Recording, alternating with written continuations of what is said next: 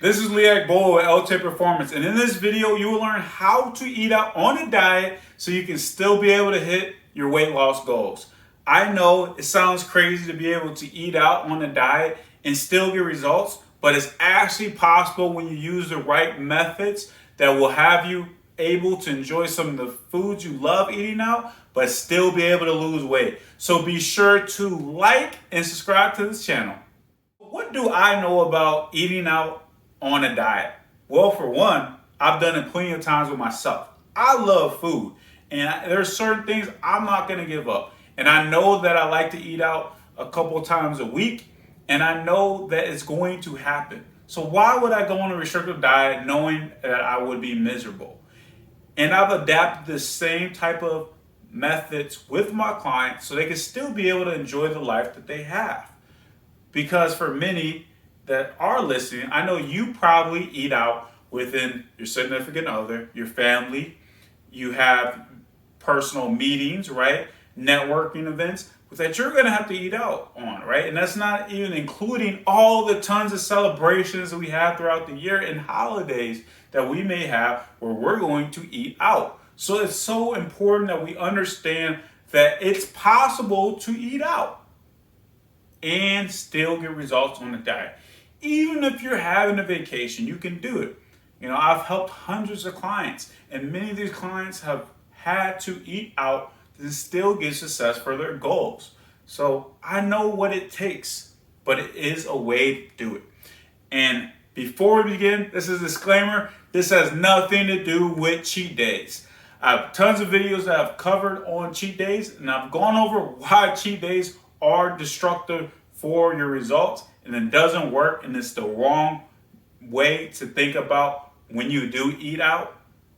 And it's not cheating. Remember, you can't cheat on a diet. It's not a significant other. There's a better way to look at eating out. So this isn't going to cover any cheat days. So I'm going to go into the first thing you need to do that will allow you to eat out on a diet. And it's about understanding your food selections. So this isn't really different from what you should be doing when you're even cooking your meals at home, or maybe you're buying your meals. You should still be following the same type of principles that you know that's going to work for your diet, and you should be following that template so you make it very easy for yourself to understand the foods you should choose from. So if you're eating out on a diet, obviously you cannot always choose pizza, burgers, wings. Now, yes, there's a time where you can choose those things and still be able to get your goals. And I will share that, of course, in this video, because like I said, I've done it plenty of times for myself and my clients have as well. But for the majority of the time, if you're going to eat out, you cannot always be choosing those type of foods.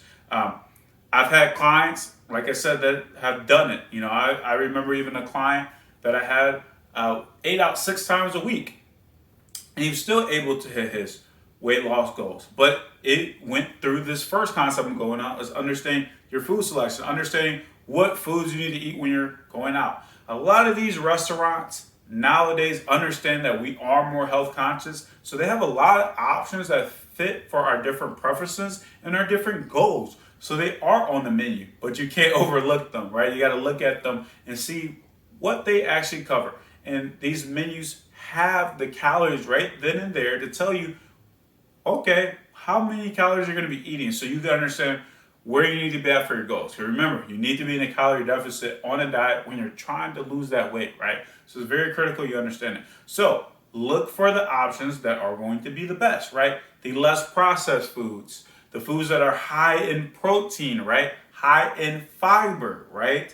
The natural grains, right? We understand that we can choose those options versus, like I said, always choosing the fatty fried foods. Like I said, yes, you can enjoy those from time to time, but if you're eating out frequently, you cannot be choosing those.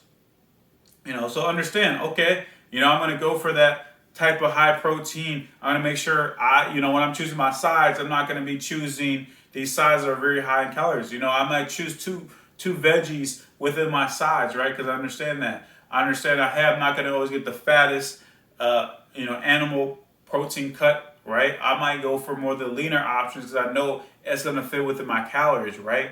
And I understand me going for, the grains that are not, like I said, the processed type, the ones that are going to really fit my diet, I know that will help me. So if you understand, go for high protein, go for high fiber, go for the less processed foods, right?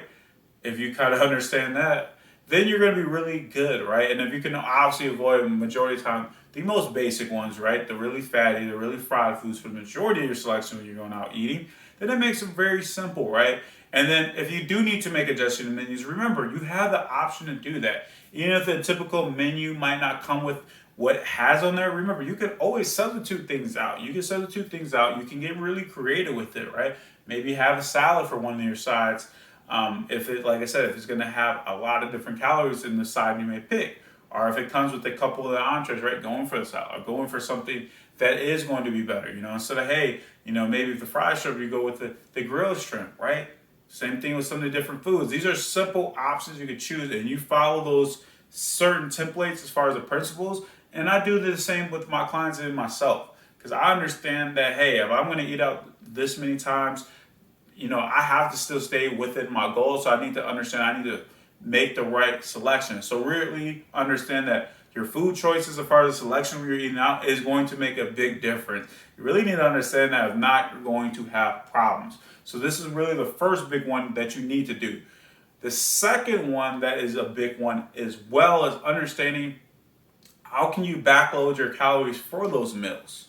So what does that really mean? So let's say hey, we're having a dinner later. It's you and your spouse. You're going out for a date night, and that, hey, you're going out. It's already planned. You get that. So that day, right, you need to adjust your calories for the day, right? How can we backload it for that dinner, right? How can we do that?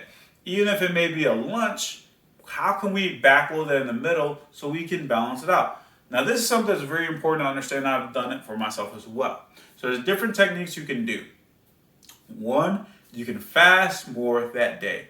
So fasting is something that, is popular within the intermittent fasting that we do. So remember, fasting really is, the intermittent type, so not like going a whole day, right? But this has been proven to work really well, right? Because you're shortening your eating window. So if you're, for a certain amount of time, you're not going to eat, right? That's going to really help. So this is one option you can do. I've done this before with some things. If I was like, hey, I knew I was going to really put some calories on within what I was going to have in that meal, I might have fasted and allowed myself to eat that meal. So that's one of the options. Also, something very simple to do is with some of the meals you may eat before that meal is you cut back on the calories. So very similar to making the food choices when you're eating out. How about before you're eating, you're making some choices, and maybe you're substituting stuff to go very, very low calories within one of the meals you're going to have in between. So even if it's snacks, you're doing that, right? You're making some adjustments so that you can be able to do, right? So very similar. Maybe you're making sure for breakfast, hey, I'm not going to eat, those couple pieces of toast. I'm just going to eat, some eggs so I can keep my protein pretty high, and a smaller serving of oatmeal, right? Maybe that's something very similar. Maybe for lunch, very similar. Hey, if I go with, eating my lunch, I'm going to have a smaller portion. So I'm going to cut back on everything within my lunch. I'm going to have a smaller portion. I'm just going to eat this to carry me over to dinner. So I'm not absolutely starving, but I understand I need to basically balance my calories out. Remember, it's like a budget, right? It works the same way. It's simple math that we all can understand, right? We don't have to be a math major. We don't have to be a mathematician to understand this. It's very basic math that you will use within the same thing with the budget, but you got to understand how to do that. So if you're going to backload those calories, the same thing with the budget, right? If you're saving up for a vacation, right? You're cutting your expenses in elsewhere places to have enough for your vacation because you know how much that's going to cost, right? You got to do the same thing within your meals when you are eating out, because it has to be something that you understand. Because remember, you just got to balance it out. This is something, like I said, I do with myself and my clients, and it works very well. And it's not very hard to do. You just got to understand how to take out some calories in other places so you can put it for that meal when you're going to eat out. And that will allow you to enjoy it. And this can allow you to, as I mentioned, maybe you do have that pizza or that burgers, or you have wings or tacos or whatever it is, because you cut so much of the calories in the other places, but you really didn't have to cut because, like I said, you really just understood how to substitute certain things, how to really make sure that you did it right. Like I say, even if it's a fast, you understood that, right? So now that gives you the time to really enjoy that other meal that you want to have, right? If you can understand how to put this together, you won't struggle with this. Remember, you can do this. You can do it, right? Like I said, it's just understanding that. So understand how you can backload those calories for certain meals that you're going to eat out so you still have the success. So, we went over, of course, you understanding your food selection when you go out. You went over you understanding that, hey, you can backload your calories. Now, this last one's a very important one as well, and I love using, is understanding how to be flexible, how to make adaptations. So we talked about backloading, but how about flexible within as far as having certain days that we just eat higher in calories, but we balance out within the week of having days that are lower calories. So like I said, I despise the word cheat day, and we're not using that word. We're just using a day where you're going to have a higher calorie day. You can call it a high feed day. These are some terms that are more better to use, which is understanding and it helps your relationship with food. But hey, on certain days that you're going to eat more. So, hey, if you had to stay at 2,000 calories for the whole week to lose that 1 to 2 pounds that week, hey, maybe on a couple of days I'm going to eat, only 1,600 calories. So on 2 of the days I can eat 2,500 calories, right? If you can understand how to change some of these things, and you can have those days where you're going to have a high feed day like that, because hey, maybe on this day I'm going to eat out, or on this other day I'm going to eat out, right? You just got to understand those things. Even if you're having days where you eat out more, you might have to make some adjustments, but just be more flexible with it and understand you would go to the first option I talked about with the food selection. But if you're just having certain days where, hey, you're going to meal prep, right, or you're going to get some of these other meals, you're not going to struggle with that. It's just a couple, like I said, days of the week that you may eat out that has previously sabotaged results. Because before you used to have cheat days and it didn't work really well, right? Because when you had cheat days, you just overate. So now we're going to change it and put the right things in place to have those high feed days. And when we have those high feed days, we can really make some great adjustments with it.